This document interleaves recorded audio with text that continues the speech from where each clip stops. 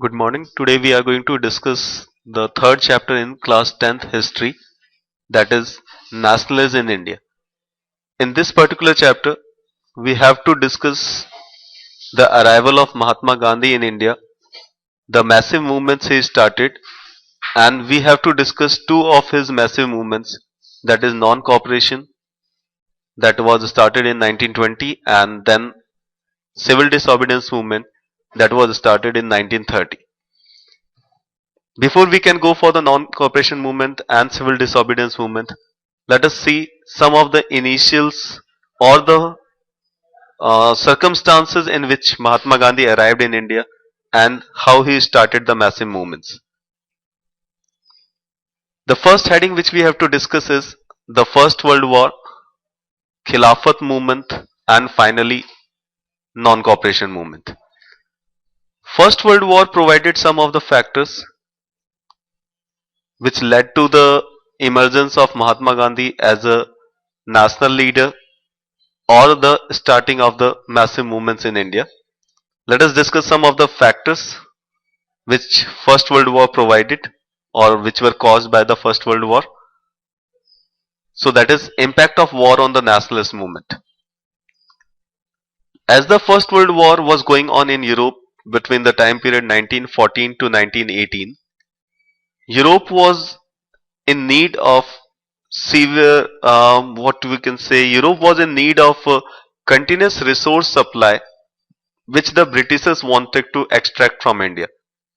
So they started some of the points like they increased the taxes on India. Already the Indians were burdened with the heavy taxes imposed by the Britishers, but the new taxes led to the rise in prices because the continuous army requirement was there by the Britishers to fight the war in Europe. They forced the Indians, or what we can say, they um, forced recruitment was started in India, because of which the Indians were not satisfied. As the Britishers were continuously engaged in the First World War, they were not able to look into the circumstances prevailing in India, which led to the crops failure or the spread of various epidemics in India, because of which many million people got killed. So these factors, whether it was uh, forced recruitment, whether it was rises in prices, or whether it was the crops failure or influenza epidemics, all these made the people angry, and they were looking for some way how to express their anger. And when the rise of Mahatma Gandhi was there, it provided them an ideal moment to show their anger towards the British. Mahatma Gandhi arrived in India in 1915 from South Africa, where he had successfully practiced his idea of satyagrah, and he wanted that to be practiced in India also. Let us go first for the meaning of satyagrah. Satyagrah is the combination of two words. The first one satya, that is truth, and agra, that is request. Mahatma Gandhi had a firm belief that if you are fighting for the truth, I'm sorry, the word fighting will be wrong. If you have the truth and if you request it to the person, and if you are able to um, assure him about the truth, he will abide by it. But if you are trying to assure or trying to convince the other person by the use of violence, that is going to hurt his ego, and to prove himself, he is going to use more violence. So he basically believed in this idea, that is satyagrah, that is you have to fight for the truth, and the fight will be in the form of request. If we look towards the three initial satyagrah started by Mahatma Gandhi in India, the first one he started in Champaran 1916, where where he fighted for the rights of the indigo cultivators. Then in 1917 he moved to Kheda in Gujarat, and finally in 1918, where he fought for the rights of Ahmedabad mill workers, he had the strike over there and he was successful. These three satyagrahas in India, that is Champaran, Kheda, and Ahmedabad, as well as the satyagraha which he did in South Africa, all were successful, and Indians were looking forward to Mahatma Gandhi to emerge as a national leader to lead them to fight against the Britishers. The next heading which we have to discuss is the Rowlatt Act, its meaning, and why it was opposed. As I have already discussed to you, during the First World War, when Britishers were lacking in resources, they wanted to have the resources from India. They had talks with Congress and assured them that once the war is over, they can think of providing some relaxations to the Indians. But as the war got over in 1918, because the Britishers wanted to rebuild their economy, they imposed more taxes on India, in contrary to what they have promised that they will be providing relaxations to the Indians. So obviously they were expecting that the Indians are going to stand against the various new taxes and the steps taken by the Britishers to curb these stands or to curb these opposition by the Indians. The Britishers introduced a new act in 1919 that was termed as the Rowlatt Act, which allowed the Britishers to arrest any person without telling him the cause of his arrest, and this person can be arrested for 2 continuous years. And the most amazing thing was that he was not even tried in any court. Means that person doesn't have any right to defend himself. This particular act, that is Rowlatt Act, was totally against the independence of anyone, not only Indians. It was totally against the independence of every human being. So it provided a platform, we can say, to Mahatma Gandhi. He started his famous Rowlatt Satyagraha against this Rowlatt Act, and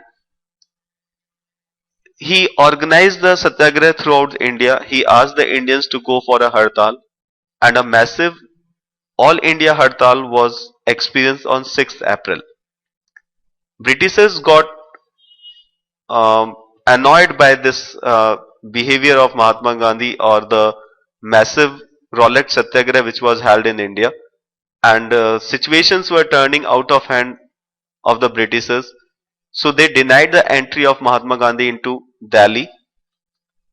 Punjab was put under the martial law, and various clashes were felt between the Indians and Britishers in Amritsar.